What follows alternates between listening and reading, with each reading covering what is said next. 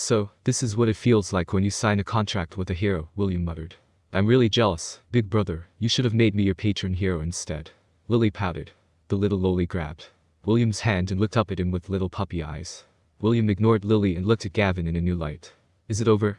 Is it time for me to reincarnate? Not just yet. I'm going to give this to you as well, Gavin said with a smile.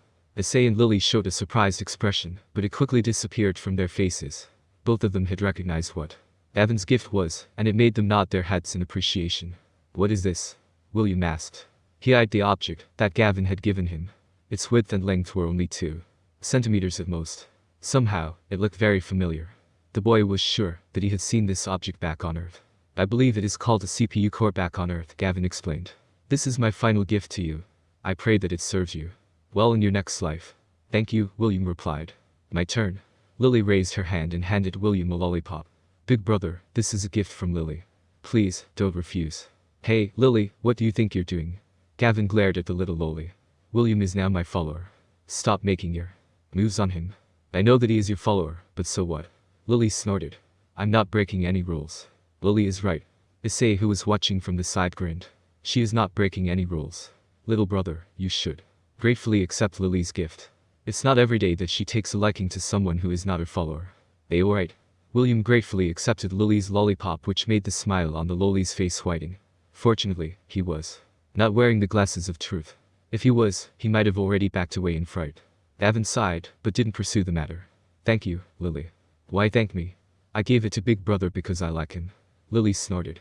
I didn't do it for you. Don't get the wrong idea. Baka. The CPU core and the lollipop floated in the air and shot towards William's chest. A surge of divine energy permeated his soul and it made him feel lightheaded. After 10 minutes, William finally regained his composure. He once again thanked Gavin, Issei, and Lily for the gifts they had given him. After finishing their meal, they took William to the cycle of reincarnation. The cycle of reincarnation was a place where countless portals, linked to different worlds, hovered in the starry sky. The colorful portals themselves looked like stars and William felt fear and excitement at the same time. Golden portals are good, but I don't want Big Brother to live his life like a pig, Lily interjected. The silver portal will be perfect for him, because it will give him room for growth. Can you tell me more about the portals? William asked. Since it was related to his rebirth, he wanted to know more about the differences between the different portals. No, the 3 heroes replied firmly. We are not allowed to divulge any information relating to the portals. William may not be very smart, but he understood that Issei and Lily had already given him some hints on what portals were the best. Gavin stood by his side and waited for him to choose a world where he would be born. While he was pondering his decision, the golden portal in front of him glowed. An old man, wearing white robes and carrying a wooden staff, appeared before him. Gavin, Issei, Lily. The old man was surprised to see his acquaintances in the cycle of reincarnation. Are all of you here to wait for my return? Sorry, but I didn't bring any souvenirs with me. As if, old man. Lily raised her small fist. We're here to send off William, and not to welcome your return. Seiichi, the old man, looked slightly disappointed. However, his expression changed when he looked at William. Oh, this is pretty interesting. Ha! Marvelous. The old man moved closer, and eyed William up and down. For a soul to receive so many divinuumph.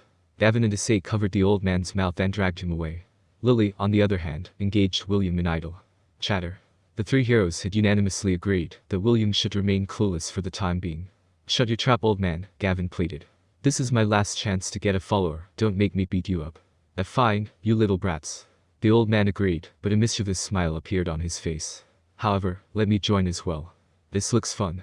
Besides, that boy seemed tailor-made to become my disciple. Ha. Wait, old man, are you for real? You plan to make William your disciple? Why not? It's not against the rules, right? Besides, this is also beneficial for you, Gavin. Gavin frowned. Old man, the boy's soul couldn't accept any more divinities. Having 3 is already pushing it to the limit. Don't worry, I won't give him any divinities, the old man said. I'll give him something different. After the 3 came to an understanding, they returned to where William and Lily were waiting for them. Hello, William, the old man greeted the boy with a brilliant smile. My name is David, and I am a friend of these 3 heroes. Hello, Sir David. William bowed his head. Have you already chosen the portal you plan to enter? David asked. Yes. William replied with determination. I will go to that silver portal over there. William pointed at a silver portal that was dispersing rainbow lights from its center. That world? Not bad. It's a very good choice. David nodded his head in agreement. Well, since the two of us met then it must be fate. Let me give you a souvenir before you leave this place. David handed William the wooden staff that he was holding. Take this with you. Eh? But Gramps, this is your walking stick, right? William stared at David with confusion. Relax, I have more where that came from. David waved his hand casually.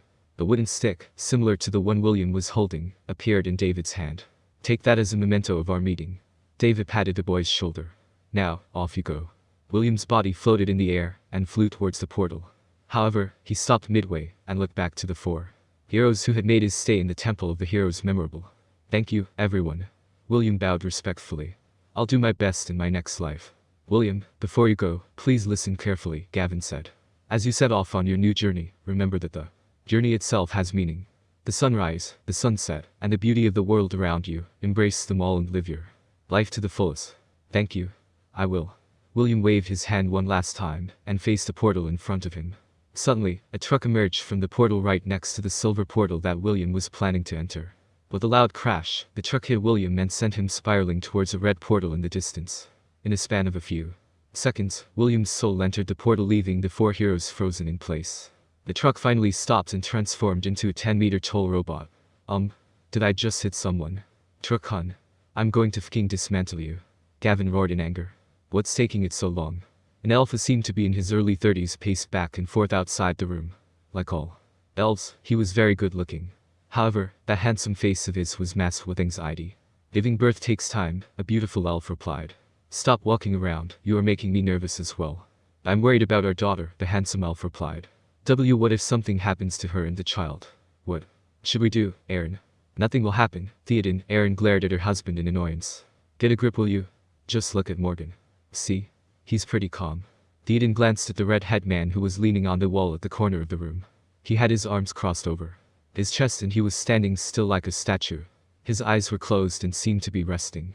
The handsome elf finally calmed down and sat beside his wife. Both elves held each other's hands and prayed to their hero to keep their daughter and her child safe from harm. Inside the delivery room, "My lady, I can see the baby's head," the midwife said with excitement. Just a little bit more. Just one more push. The beautiful lady lying on the bed gave a guttural grunt as she obeyed the midwife's pleading. Her long blonde hair stuck to her skin, and her emerald green eyes were tinged with fatigue. She had been in labor for more than 3 hours and was already feeling very weak. Only her unwavering determination to see her child kept her sanity from losing control. After much hardship, the baby was finally born to the world. The midwife held the newborn baby in her hands. She checked its gender and was about to congratulate her lady for giving birth to a boy when she noticed that something was amiss. After giving it much thought, the midwife realized that the baby didn't cry when it was born. A frown appeared on her face as she used magic to clean up the baby's body. She paid close attention to the baby's breathing and its heartbeat. For a brief moment, the midwife thought that the baby had immediately died after it was born. She has seen such cases before and it made her very anxious. Fortunately, she noticed the newborn's chest rise, which was a clear indication that he had started breathing. However, the baby's breathing was very slow and labored. What's wrong? The beautiful lady who had just given birth asked. Did something happen to my baby? The question brought the midwife out of her daze. She hastily presented the baby to his mother and congratulated her. Congratulations, my lady. It's a boy, the midwife said. However, the baby is very weak, and I'm afraid. The beautiful lady ignored the midwife and held her newborn son close to her bosom. All the exhaustion she had felt during the labor were washed away by the happiness she was feeling at that moment. You look like a little caterpillar, the beautiful lady teased her son as a tear slid down the side of her face. She caressed the baby's cheek softly and channeled her magic to her hands. Heal. Here. After casting 2 consecutive spells, the baby finally moved and started to cry. The 2 elves who were waiting outside the room glanced at each other. Erin cried and buried her head on her husband's embrace. Although she kept on telling her husband that everything was going to be fine, she herself was feeling anxious. The red-haired man who was leaning on the wall finally opened his eyes. He breathed a sigh of relief as he looked at the ceiling of the room. His gray eyes were tinged with happiness and sorrow. Happiness because his brother's child had been born. Sorrow because the child would never get to see his father in this lifetime. My lady, your child is very tenacious. The midwife smiled as she looked at the child. I really thought that he wouldn't be able to make it. The beautiful lady kissed her baby and smiled. Are you saying that he has a strong will to live? Exactly. The midwife nodded her head in agreement. Will, the beautiful lady muttered. From now on, your name will be William. William von Ainsworth. The beautiful lady looked at her son lovingly. Grow big and strong, just like your father. Suddenly, the door sprang open and the two elves entered the room. Theoden immediately checked his daughter's condition. His heart ached when he saw the exhaustion on his daughter's face. However, he could also sense happiness and pride inside her beautiful exterior. Erin went to her daughter's side and kissed her cheeks. Congratulations, Arwen. Thank you, mother, Arwen replied with a faint smile. Seeing the mother and daughter pair, the handsome elf felt left out and decided to scrutinize the baby who was nestled in his daughter's embrace. Why is this child so quiet? Theoden asked. Are human babies that weak? What are you talking about? He's not a human child. He's a half-elf, Erin corrected her husband. Father, my baby is not weak. Arwen pouted. He's strong. If not, then he wouldn't have been born in this world. Theoden frowned, but knew better than to argue with his wife and daughter. After checking their daughter and the baby, the two elves left the room in order to let the mother and child have some quality time with each other. After all, they had to part sooner or later. Arwen unbuttoned her dress and gently guided her son's lips to her breast. The baby still had his eyes closed.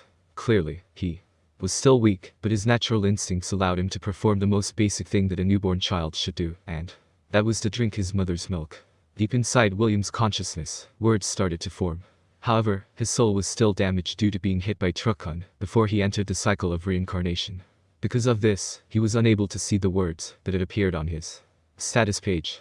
Status page. Daily quest. Drink milk has been completed. Greater than less than rewards. 5 exp points. Current exp. 5/100. Name. William von Ainsworth. Race. Half-elf. Hit points. 5/5. Mana. 10/10. Job class. None. Subclass. None.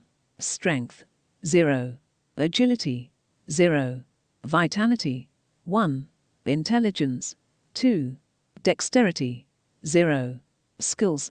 None. Titles. None.